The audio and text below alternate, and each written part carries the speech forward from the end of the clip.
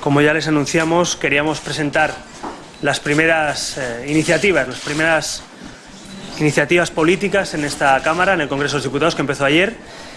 y queríamos hacerlo, lógicamente, de manera razonable y sensata, como nos caracteriza. Por eso, lo primero que les anuncio es que Ciudadanos, en la primera mesa que se reúna del Congreso de los Diputados, vamos a pedir un informe a los servicios jurídicos para que nos aclare, nos explique cuáles son los límites, si es que los hay, para presentar iniciativas parlamentarias en todos sus aspectos y poder decirnos a los grupos parlamentarios qué podemos presentar y qué no podemos presentar o qué se puede llevar a cabo con un gobierno en funciones. Como ustedes saben, con un gobierno en funciones, pero con una Cámara que funciona, tenemos una situación interina, una situación temporal, que muchas cuestiones que tienen consecuencias presupuestarias sobre los presupuestos generales del Estado y que tienen decisiones que pueden afectar al Gobierno en funciones, pues queremos saber, por parte de un informe jurídico de la Cámara, que nos explica a los grupos parlamentarios qué podemos y no podemos llevar a cabo. En todo caso, lo que les voy a explicar a continuación son 6 puntos fundamentales, 6 bloques, 6 líneas de actuación que queremos llevar a cabo en las primeras semanas del Congreso de los Diputados de esta legislatura, y eso implica, lógicamente, que algunas de ellas puedan ser, como ya les explicaré, propuestas o proposiciones no de ley, algunas se puedan convertir en futuras leyes o proposiciones de ley, y otras puedan ser futuras reformas o ponencias o grupos de trabajo. Por tanto, de los 6 puntos que les voy a informar a continuación, ya les avanzo para las preguntas posteriores que algunas son proposiciones no de ley, otras serán leyes articuladas como proposiciones de ley y otras serán grupos de trabajo o ponencias que queremos abrir conjuntamente con otros grupos parlamentarios. En primer lugar, yo creo que todos sabemos la situación económica y social que vive España todavía y, por tanto, hay que dar prioridad en esta legislatura a las medidas de carácter económico y social para recuperar la clase media y trabajadora. La igualdad de oportunidades, la recuperación de esa clase media y trabajadora es el principal objetivo para nosotros de esta legislatura, junto a la regeneración democrática y los valores civiles y democráticos. Por tanto,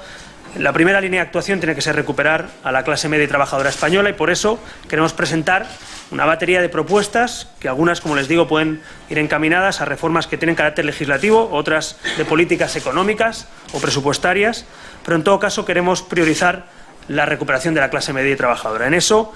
saben algunos que han escuchado ya nuestro programa electoral algunas propuestas que consideramos importantes para esa reactivación y para esa recuperación de la clase media y trabajadora. Nosotros queremos, en primer lugar,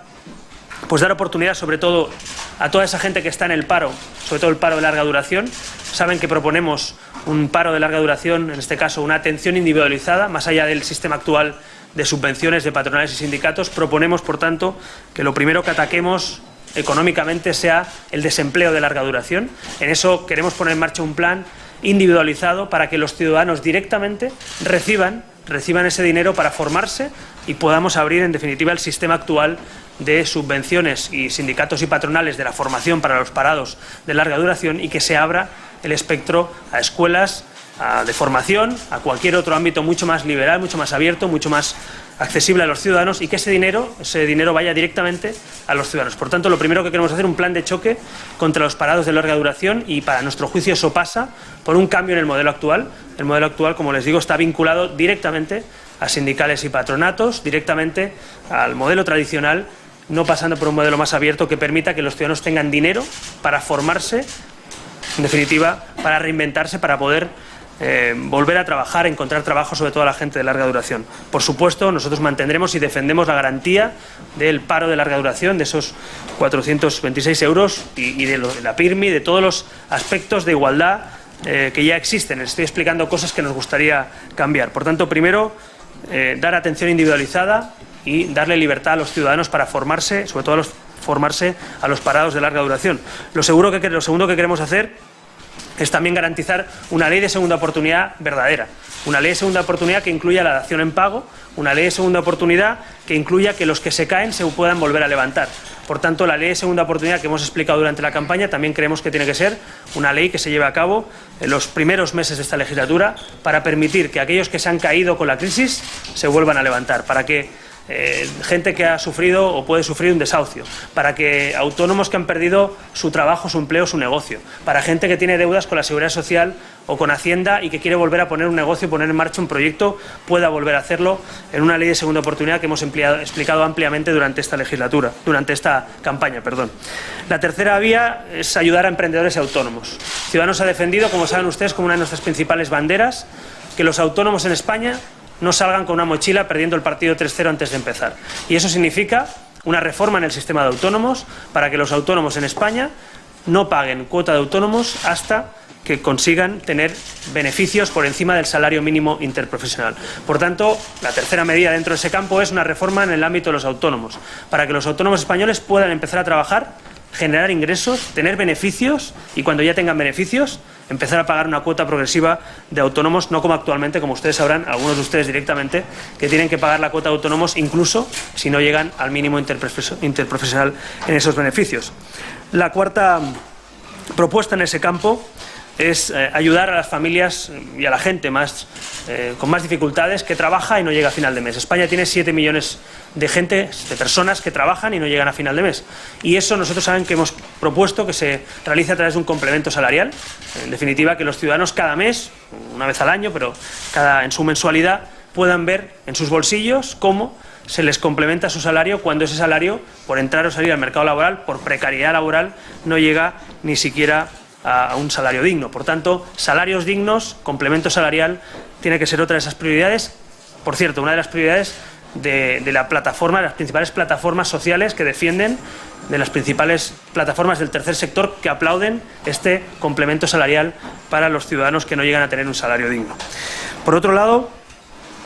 también queremos reformar el modelo de contratos, como saben, el modelo de contrato, un contrato estable, un contrato de igualdad de oportunidades, un contrato que permita que desde el primer día que empiezas a trabajar en una empresa tengas un contrato fijo, tengas un contrato estable y, por tanto, la estabilidad laboral, la lucha contra la precariedad laboral tiene que ser una prioridad de esta legislatura y, por tanto, el contrato estable tiene que ser una de las prioridades también de los primeros meses de esta legislatura. Estos son los 5 puntos que les decía dentro del primer apartado de recuperación de clase media y trabajadora. El segundo apartado es un apartado de regeneración democrática, la regeneración que supone acabar con los privilegios y con la corrupción en la política. Nosotros, como ya hemos hecho en otras comunidades autónomas y ayuntamientos, vamos a defender aquí también en esta Cámara el fin de esos privilegios. Vamos a defender acabar con los indultos por corrupción política. Eso merece una reforma de la ley del indulto y merece una reforma que prohíba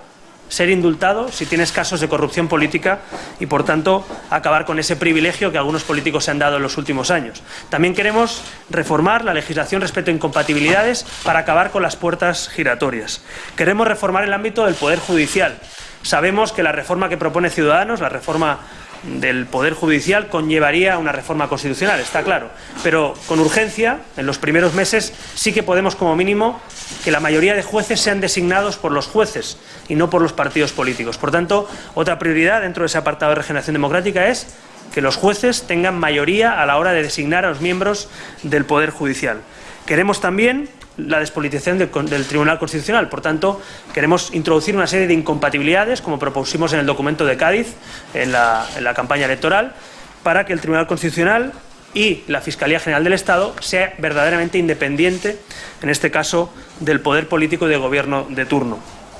Por otro lado, queremos también introducir algunas reformas en la ley de partidos, para que los partidos tengamos que hacer primarias. Algunos lo hacemos voluntariamente, pero yo creo que ha llegado el momento, con esta nueva era política, con esta segunda transición que tenemos encima de la mesa, de introducir las primarias como un mecanismo obligatorio, un mecanismo de regeneración democrática, un mecanismo de democracia interna de los partidos. El artículo 6 de la Constitución dice que los partidos tenemos que ser democráticos. Hay que desarrollar ese artículo y que la ley de partidos nos obliga a los partidos políticos a tener mecanismos de primarias para escoger a nuestros cargos públicos. Por tanto, dentro de ese apartado, como les digo, acabar con los privilegios, reformar el Poder Judicial y los órganos fundamentales como la Fiscalía General del Estado o el Constitucional y, finalmente, reformar el sistema de partidos para tener más transparencia y más democracia. El tercer punto, la tercera línea de actuación que queremos para estos primeros meses es defender también, en este caso, la unión, la igualdad y la Constitución española. Defender los valores constitucionales. Y por eso, Ciudadanos, ya les anuncio que hoy mismo, al acabar esta rueda de prensa, vamos a registrar una proposición no de ley para que el Congreso de los Diputados, ante el reto, ante el desafío al orden constitucional y a la democracia española que pretende el Gobierno de la Generalitat actual de Junts pel Sí y las CUP, nosotros queremos dejarle claro al señor Puigdemont que aunque tengamos un gobierno en funciones, señor Puigdemont, tenemos un Parlamento que ya funciona. Por tanto, este Parlamento que ya funciona va a aprobar ampliamente, así espero que sea, una amplia mayoría del Congreso de los Diputados que representa la soberanía nacional, que le diga a todos los poderes del Estado, a los gobiernos autonómicos, a diputaciones, a ayuntamientos, que la igualdad no está en juego, que la soberanía nacional reside en el conjunto del pueblo español y no, como decía ayer el propio presidente del Congreso, España no es solo un mapa troceado, sino que España es sobre todo un proyecto común de libertad. Y también queremos que se vote en esta Cámara el apoyo al Gobierno en funciones en aquellas medidas que deba tomar para garantizar la legalidad democrática en cualquier rincón de España, en este caso concretamente en Cataluña. Por tanto, queremos que el legislativo español, las nuevas Cortes Generales, den amparo, voten, se mojen, defiendan la soberanía nacional que reside en esta Cámara. Me parece fundamental que esto sea así, porque hasta ahora hemos tenido reuniones en la Moncloa, reuniones privadas, conversaciones telefónicas, pero ahora ya tenemos unas nuevas Cortes Generales, tenemos un nuevo poder legislativo que puede defender esos valores constitucionales, que puede decirle al Ejecutivo en funciones que actúe y a la vez que actúa que cuente también con este poder legislativo para defender la igualdad, la unión y las libertades de nuestra Constitución española. El cuarto punto, para nosotros fundamental también, que lo ha sido durante toda la trayectoria de Ciudadanos y queremos que lo empiece a ser, es la educación. La educación es el cuarto punto fundamental que queremos que sea prioritario estos primeros meses. Y fíjense en lo que les voy a decir. Voy a poner encima de la mesa, vamos a poner encima de la mesa algo que puede parecer que tarda mucho tiempo, pero que nos parece urgente. Yo me comprometí en la campaña electoral a que el Pacto Nacional por la Educación, es decir, lo que nunca ha existido, un acuerdo nacional para un proyecto educativo para una generación, se ponga en marcha cuanto antes. Y lo primero que queremos hacer es que lo importante pase a ser urgente. Un Pacto Nacional por la Educación es importante y, por tanto, tiene que ser también urgente. Además de medidas sociales, económicas o en defensa de la unión y la igualdad de los españoles, también queremos empezar una ponencia, un grupo de trabajo de los diferentes representantes de los grupos parlamentarios que pueda reunirse ya con expertos, con pedagogos, con profesionales, con la comunidad educativa, para empezar a elaborar un documento que sirva de base para el futuro Pacto Nacional por la Educación. Queremos empezar a trabajar ya. Y eso no depende de los tiempos de comisiones, eso no depende de los tiempos parlamentarios, eso depende de voluntad política. Así que yo ya les digo que quiero proponer a los demás grupos parlamentarios, desde Ciudadanos, un grupo de expertos, pero sobre todo un grupo también de representantes políticos que pueda empezar a trabajar ese Pacto Nacional por la Educación. Si queremos acabar esta legislatura por primera vez con un Pacto Nacional por la Educación y no con la ley del PP o la ley del PSOE o la ley de Ciudadanos, necesitamos ponernos a trabajar ya y sentarnos ya en la mesa desde el primer día de esta legislatura. Dentro de esas medidas, saben ustedes cuáles son algunas de nuestras prioridades. Garantizar, en este caso, pues la escolarización entre 0 y 3 años gratuita y universal a todos los padres y madres de España. Conciliar la vida laboral y familiar también, en este caso, es un aspecto fundamental. Queremos ofrecer también y garantizar que los libros de texto, como ya hacen algunas comunidades autónomas, sea universal para todos, sean gratuitos en todas las comunidades autónomas, es decir, garantizar que los libros de texto no sean un privilegio o un capricho, sino una necesidad para estudiar, para trabajar y para poner en marcha nuestro sistema educativo. Por tanto, queremos que lo que ya hemos defendido en Cataluña, lo que ya hemos defendido en otras comunidades, también pueda garantizarse en ese Pacto Nacional por la Educación. Queremos un nuevo modelo de selección y formación de los profesionales de la educación, como saben ustedes, lo que es conocido como un modelo MIR, un modelo de selección de profesionales para dar dignidad, para dar refuerzo, para dar apoyo a nuestros profesores y también para exigir calidad en la educación. Queremos también un cambio en el sistema universitario para seleccionar mejor a profesores, autonomías, rendición de cuentas. En definitiva, todo esto que les digo será parte de lo que llevemos a ese Pacto Nacional por la Educación. Pero lo primero, lo importante es que se constituya un grupo para trabajar ese Pacto Nacional por la Educación desde el primer día de legislatura. El quinto punto, para nosotros importante también, es la conciliación, como les decía, laboral y familiar, y también la igualdad de oportunidades, especialmente para las mujeres. Tenemos una situación tanto laboral como familiar muchas veces de discriminación, de dificultad laboral, salarial para las mujeres en España. Por tanto, queremos, en primer lugar, proponer la igualación de la baja por paternidad y maternidad. saben que es una de las propuestas estrella de nuestro programa electoral y queremos que se ponga en marcha también estos primeros meses, que los padres y madres en España, independientemente de cómo se repartan ese tiempo, tengan igualdad de condiciones, que podamos tener una baja por, en este caso, un permiso de paternidad o de maternidad igual, como pasa en países como Suecia, y que eso se incremente a 26 semanas. Actualmente, como ustedes saben, son 18 semanas, por tanto, incremento de la baja por maternidad y paternidad, pero también igualación y compartir esa baja por maternidad y paternidad de los padres y madres. Me parece una medida fundamental para luchar también contra la desigualdad salarial. Se ha demostrado, como ustedes saben, que si hay igualdad en la baja por maternidad y paternidad, se consigue también mejor igualdad en el salario y en la de las mujeres y los hombres. Por tanto, en ese sentido nos parece una medida urgente e importante para igualar también a mujeres y hombres en el marco laboral. También queremos un pacto nacional contra la violencia de género, lo dijo ayer el presidente de la Cámara y estamos de acuerdo. Nosotros queremos también que nos pongamos ya a trabajar por un pacto contra, en este caso, por las mujeres y contra la violencia de género, para defender lo que es hoy en día la igualdad. La igualdad se defiende con hechos, no solo con palabras. Así que hay que ponerse a trabajar por ese pacto nacional que luche contra una lacra que es la violencia de género, que ya se ha cobrado 4 víctimas en este año, que fueron más de 50 el año pasado y que en los últimos años prácticamente son 1000 víctimas las que se ha cobrado. Por tanto, lucha integral, transversal de la Cámara contra la violencia de género, contra la violencia contra las mujeres. Y eso implica también más recursos para la Administración de Justicia, eso implica ayuda también, soluciones habitacionales para las mujeres que quieren denunciar los malos tratos, que quieren denunciar la violencia. Eso implica también, claro que sí, implica medidas de control a los maltratadores, medidas cautelares para controlar a los maltratadores, implica en definitiva medidas que comportan ámbito judicial, ámbito de protección también desde la política interior, desde la justicia, desde, en definitiva, las políticas de igualdad. Por tanto, es una política transversal a cualquier gobierno, a cualquier parlamento, y así queremos que sea. Sabemos que, evidentemente, en el Parlamento, en la Comisión de Igualdad, este es uno de los temas principales, pero queremos que sea, insisto, un pacto nacional el que se lleve a cabo para que firmemos todos y para que nos comprometamos, gobierne quien gobierne, sea cual sea la mayoría parlamentaria, a acabar con esta lacra de la violencia contra las mujeres. Y finalmente, dentro de este pacto también de reconciliación, en este caso de conciliación laboral, igualdad, queremos un pacto nacional por la racionalización de horarios y conciliación laboral. Saben ustedes que hemos defendido también esta campaña la necesidad de que seamos más productivos y más felices. Y para ser más felices y más productivos tenemos que trabajar más a gusto, en horarios más razonables y tener más tiempo también para nuestras familias y para nuestro ocio. Por tanto, queremos un acuerdo nacional, un pacto nacional que racionalice los horarios laborales, que permita la conciliación y que nos haga más productivos con medidas de flexibilidad para trabajar, con medidas con bancos de tiempo en las empresas, con medidas fundamentales para conciliar esa vida entre el hombre y la mujer, entre la familia, entre las parejas, para conllevar el trabajo con su vida familiar. Y, por tanto, ese pacto nacional por la racionalización de horarios y conciliación laboral también creemos que tiene que ser una prioridad para esta legislatura. Finalmente, el último punto de estos 6 que les anunciaba es una reforma que no tiene tanto que ver con el contenido, pero sí con